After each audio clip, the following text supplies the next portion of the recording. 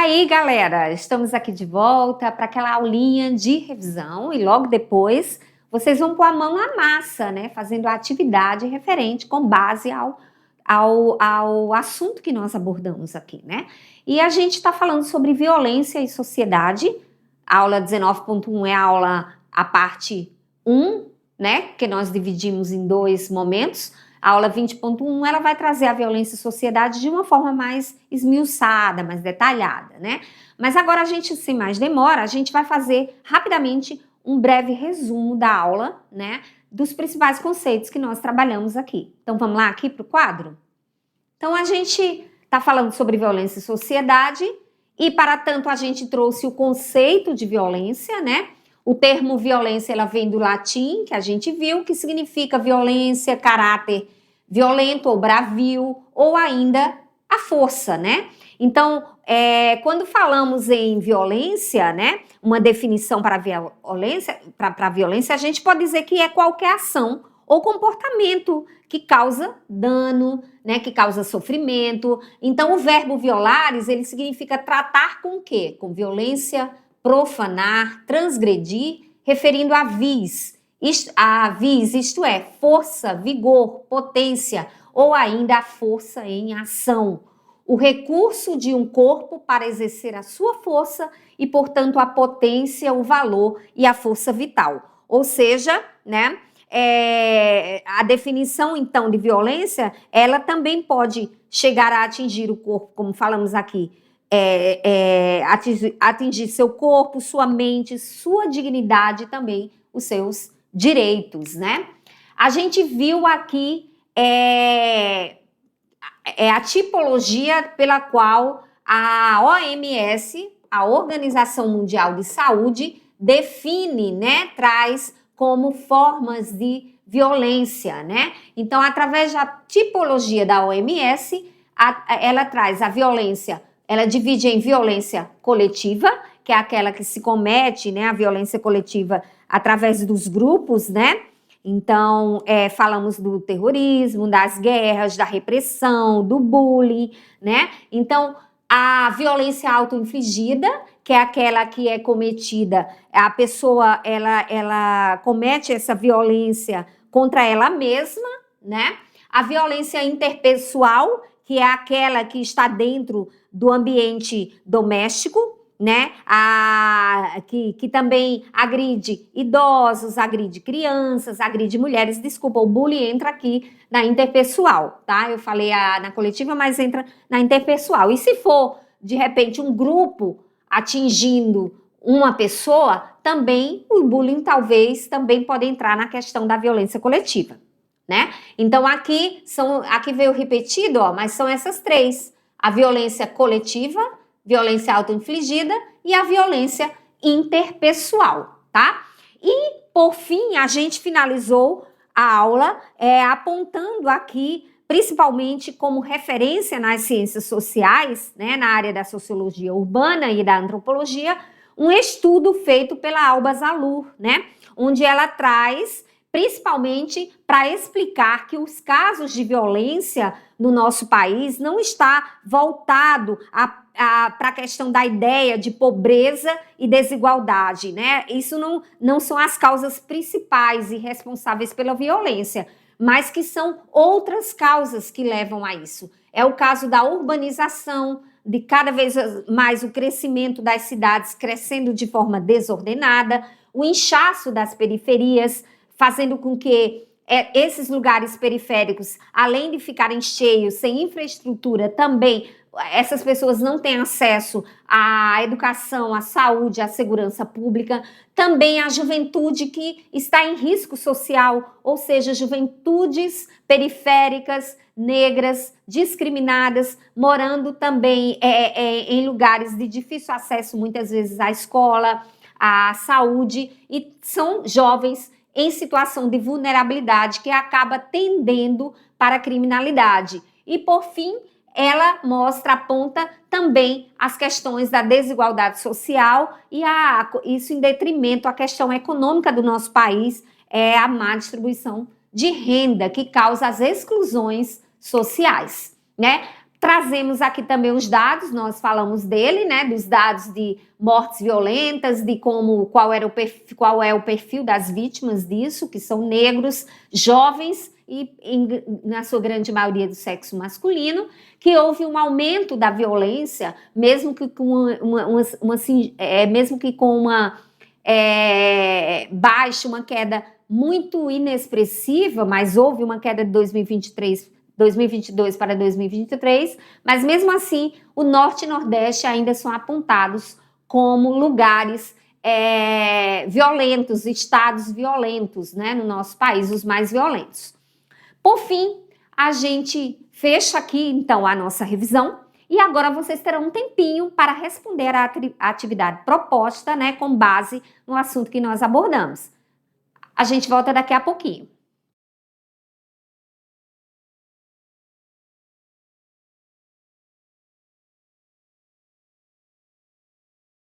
E aí, agora voltamos para aquela aulinha tão desejada de vocês, né? Que é a aula do Tira Dúvidas, né? E eu sei que vocês gabaritaram aí a atividade, né? Todo mundo ok? Todo mundo preparado para a gente fazer a correção? Tô ouvindo aí? Fala mais alto. Ah, estão preparados? Então, bora lá para a correção. Vamos ver quem acertou, tá? Tá bem fácil. Vamos lá. A questão 1.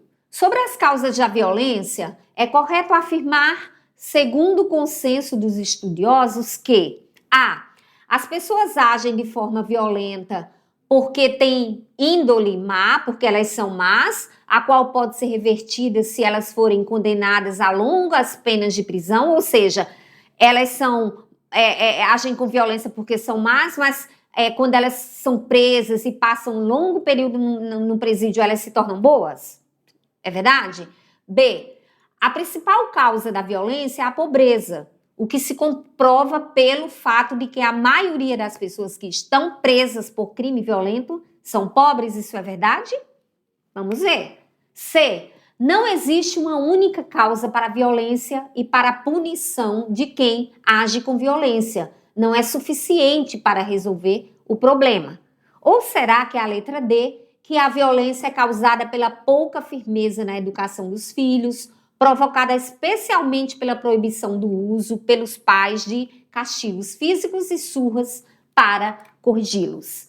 Vamos ver quem acertou essa sobre a violência, né, que nós estudamos aqui. Portanto, a violência, ela não existe uma causa única, né, para ela. E a punição de quem age com violência também não é suficiente para resolver o problema. Então, se fosse suficiente, o Brasil não era considerado um país tão violento, porque o Brasil é um dos países que mais prendem, né? Que tem prisões e punições através da prisão dessas pessoas, né? De enclausurar essas pessoas. E a gente vê que a violência não resolve usando apenas esse mecanismo, né? Então, existe ainda muitas coisas ainda para a gente falar sobre essa questão, né? Infelizmente, o nosso tempo aqui, no momento, não dá, mas tem muita coisa por trás dessa cortina aí de fumaça, né? Questão 2. Embora o Brasil não viva uma situação de guerra civil ou de atentados terroristas, a violência tem sido um dos temas mais frequentes no noticiário nacional. Não é isso? É verdade? Existe uma preocupação política e um tormento para o brasileiro comum, né? Porque se estabelece aí a cultura do medo, né? Então as pessoas começam a ficar com medo de sair de casa, medo de andar na rua, medo de ter uma casa que não tem um bom equipamento de segurança, né? Então, independentemente de sua classe social, de seu nível de instrução, de sua religião ou de sua inclinação política, vive-se atualmente um clima de medo e de insegurança generalizado. E é verdade, né? Então a gente tem medo de sair para a rua em determinados horários, de morar em determinados lugares porque são violentos, enfim.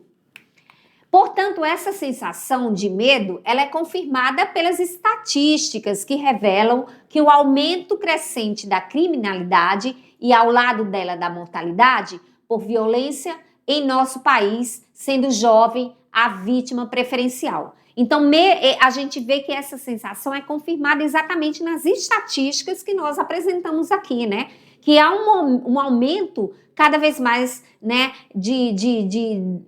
da mortalidade por violência em nosso país. E mostramos aqui que a maioria são jovens, né, em idade muito jovem, né? E também são negros, né, em sua grande maioria. Portanto, a pergunta é: assinale a alternativa que apresenta as causas estruturais da violência nas áreas urbanas, né? Então, também lembrando do trabalho da Alba Zalur, que fala sobre exatamente trazendo essa visão, essa referência, essa autora é referência nas áreas de sociologia urbana e de antropologia, né? Para falar exatamente sobre essa questão da violência nas cidades grandes, né?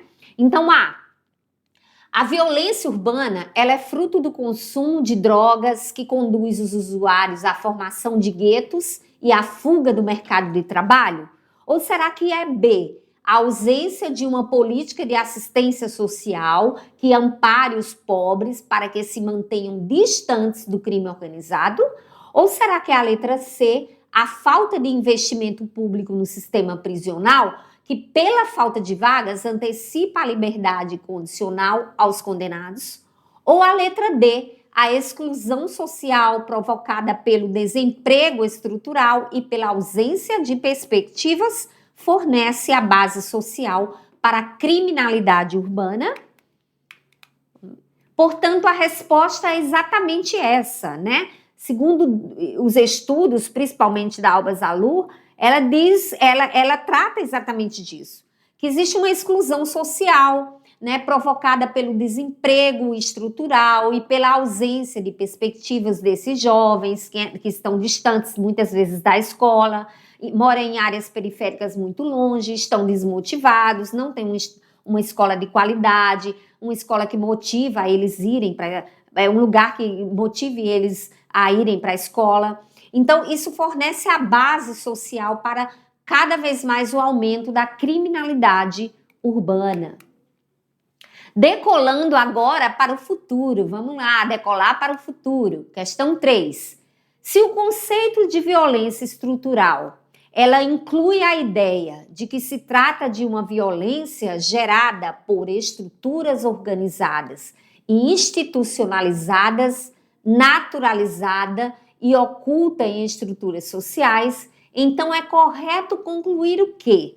Né? Então aqui a gente vai trazer a ideia de que se trata de uma violência gerada por estruturas organizadas dentro das instituições e que são naturalizadas. Então a gente vai lembrar um pouquinho aí da violência simbólica, né? Aí de Pierre Bourdieu, né? Então a desorganização social enfraquece as instituições e contribui para que a violência estrutural revele os verdadeiros interesses que a geram? Ou B, a origem da violência estrutural, ela encontra-se na natureza humana, onde a violência se oculta em sua estrutura mais profunda? Ou será que é a letra C, a violência se torna estrutural na medida em que é praticada de forma escondida pelo crime organizado contra as instituições sociais? Ou a letra D, o senso comum nem sempre considera ou compreende a violência estrutural como expressão de violência? Portanto, a resposta é a letra D, porque o senso comum, né, a base geral do que o povão acha, que nem sempre considera ou compreende a violência estrutural como uma expressão de violência, né? E por fim, a gente toca exatamente na questão, né, elenque os fatores sociais relacionados ao aumento da criminalidade, né? Então, o que você pode trazer aí, elencar, né? Quais os pontos, né, os fatores que elevam esse número da criminalidade em nosso país. Ou seja, segundo, né, segundo os estudos, né, da sociologia contemporânea, então a urbanização que nós vimos, né, o inchaço das periferias, né, das periferias, tem um acento aqui, um S aqui, a juventude em risco social e a desigualdade social, que são fatores que contribuem exatamente para o avanço, né, o aumento da criminalidade. Então, aqui a gente finaliza, então, a nossa correção, e eu espero que vocês tenham acertado tudo, gabaritado aí, né, e estudem para a avaliação que vai acontecer daqui a mais uns dias, né, tá bem pertinho. Não deixe para que as ideias caiam na hora da prova sem estudar, né? Pedindo lá, ai meu Deus, me ajuda. Porque isso não vai acontecer. Você tem que fazer sua parte, né? Deus faz a dele e a gente tem que fazer a nossa. Então, estudem, né? Leiam, vejam aquilo que não ficou muito claro, deem uma olhada nos slides na aula, né? Tirem todas as dúvidas e eu sei que vocês vão chegar ao momento de fazer exatamente uma excelente prova. Então, até as próximas aulas, para a gente fechar a unidade depois acho que falta bem pouquinho agora, né? E aí, eu aguardo vocês para as próximas aulas. Tchau, tchau!